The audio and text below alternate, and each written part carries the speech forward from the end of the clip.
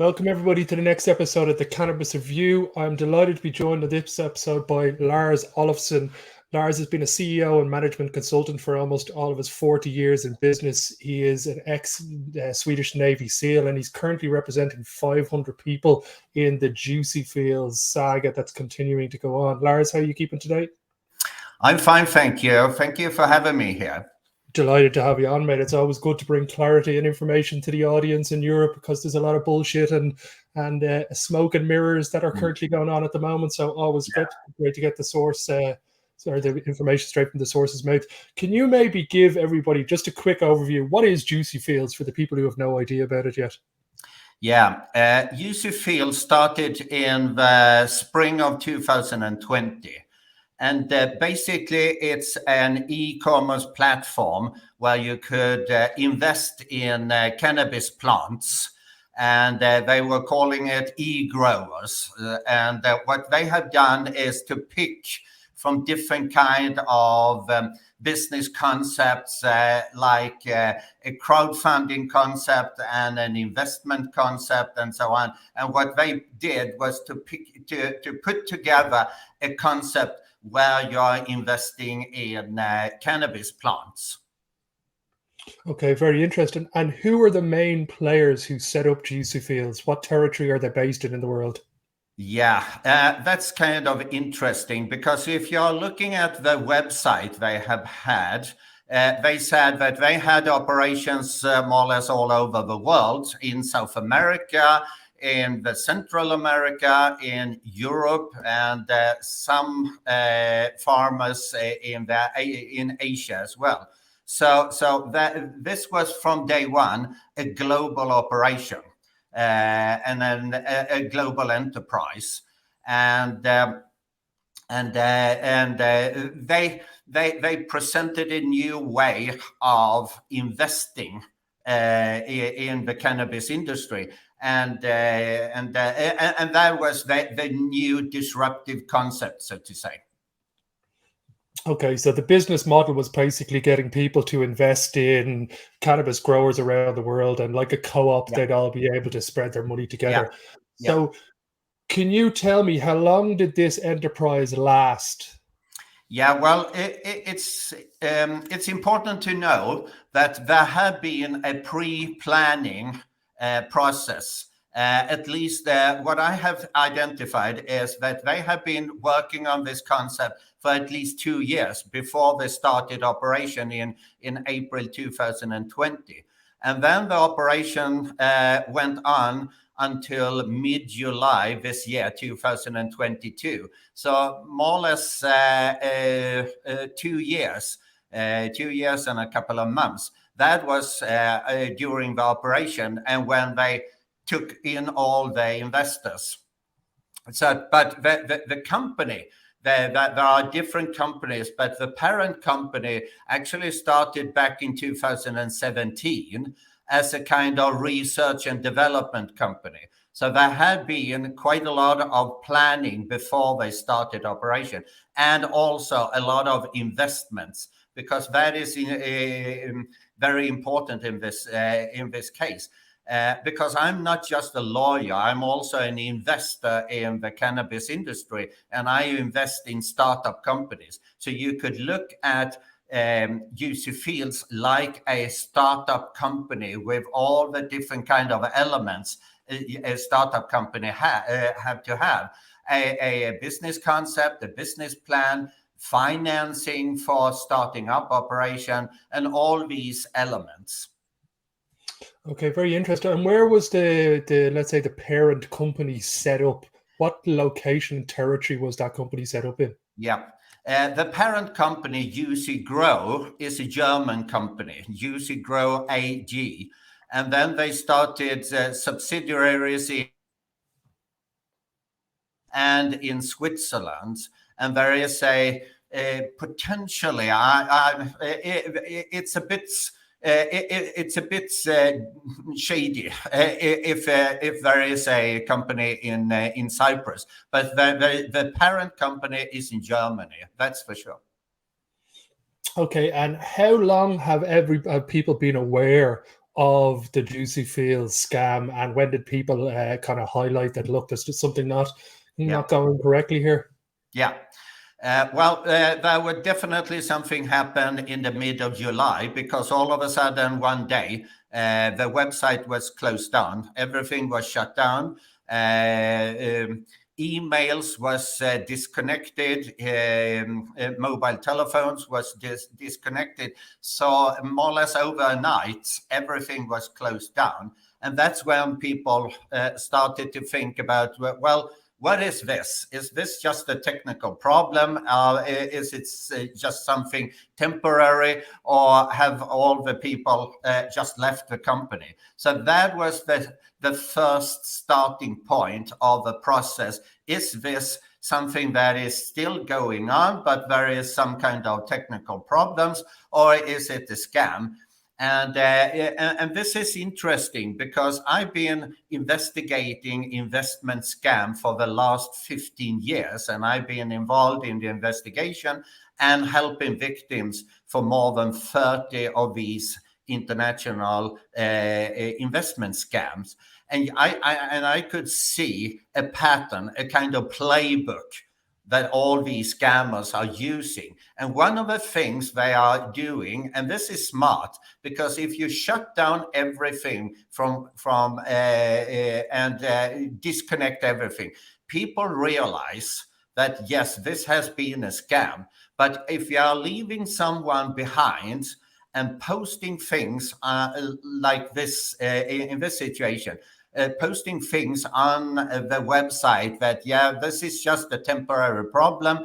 We have had some internal conflicts between the founders of our company. We are going to soon start up again, and you are going to be able to refund your investments, and all this kind of information. Then people are living on the hope that, yes, I'm not being scammed. And that is the psychology of these scammers, and they know this for sure.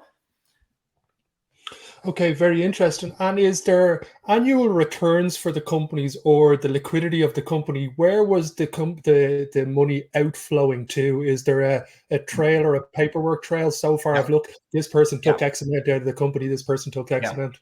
Yeah, the investors, and I could tell you that I have identified something about 125,000 investors for more or less all countries all over the world. So this was not just a European operation. This was a global operation, about 125,000. And the business was done between the investors and the Dutch company, Juicyfields BV. And Juicyfields BV, they had the account in Cyprus. And so that's where all the money was sent from the investors to Cyprus. There was a Lithuanian bank also involved, but that was just a few percent of all the cash flow. So the main bulk of the cash flow was from the investors to a bank in Cyprus, and the bank account was held by this Dutch company. Very interesting. There's a word going around that it was basically just a very advanced money laundering scheme conducted by the Russian Mafia. Is there any truth to that tale? Yeah, definitely. Because in all this, first of all, I should say that when I looked into this, and I came into one of my clients contacted me in the end of July and explained his situation, and that was one of my clients from Sweden. I should correct you that I have now about 800 clients from all over the world, more than 50 countries all over the world.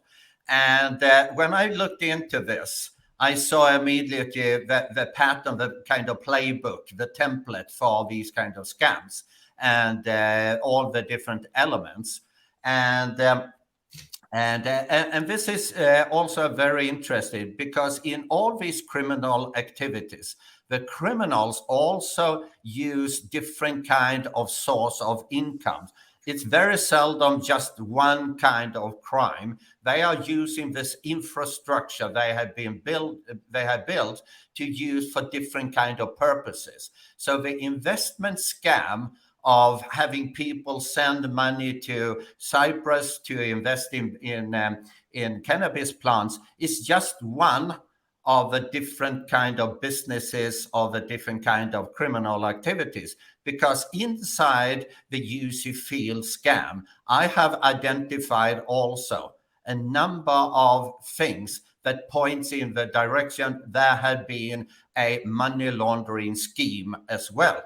And the money laundering scheme could be 3 or maybe 4 times as big as the investment scam in size of the kind of money that was involved.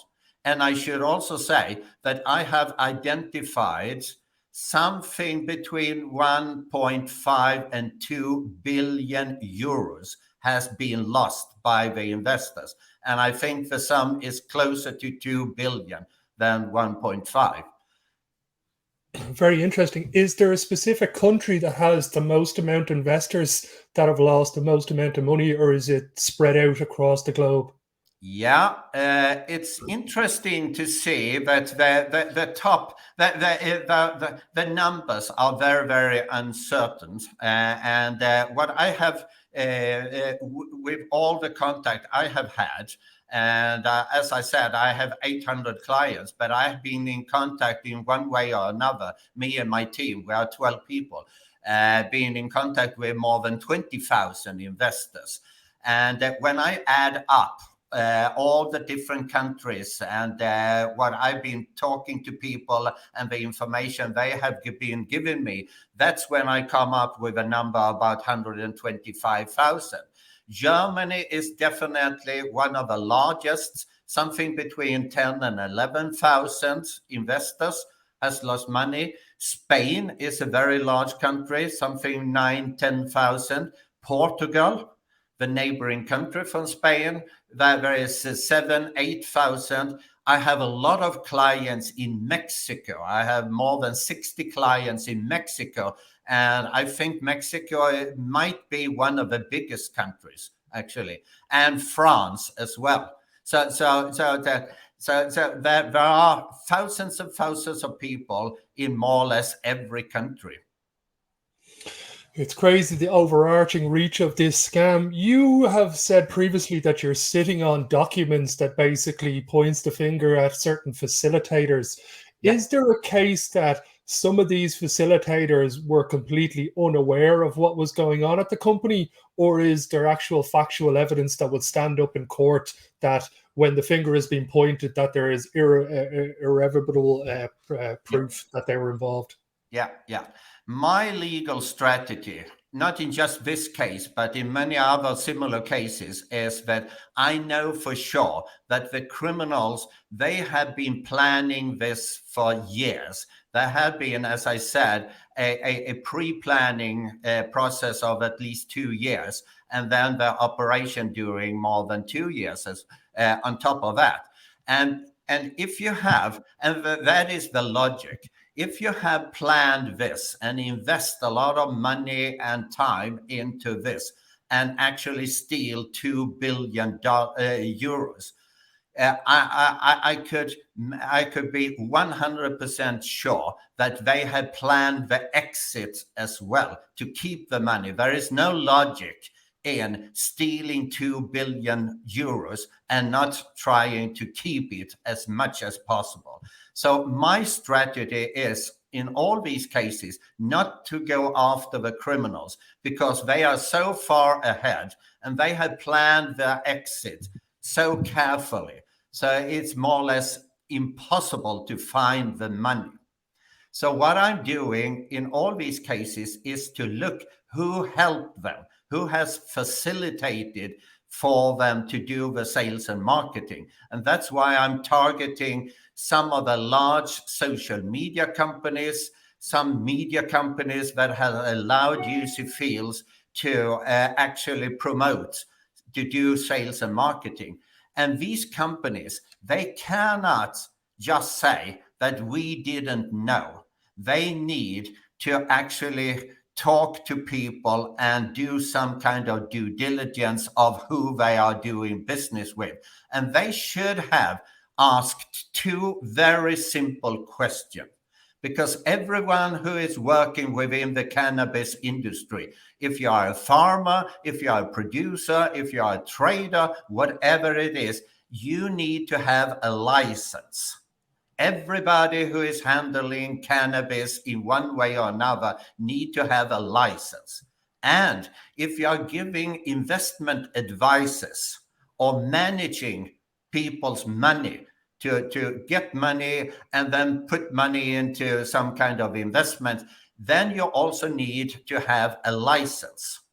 So there should have been two very simple questions asked to the people from Juicyfield. Do you have a license to trade in cannabis? And do you have a license to give investment advices or doing investment management?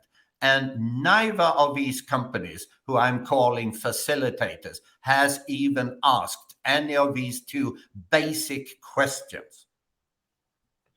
Okay, very interesting. So it's facilitators from everybody from legal advice to conferences to media companies to news networks. The onus was on them to ensure that they were dealing with a reputable company and everything was above board.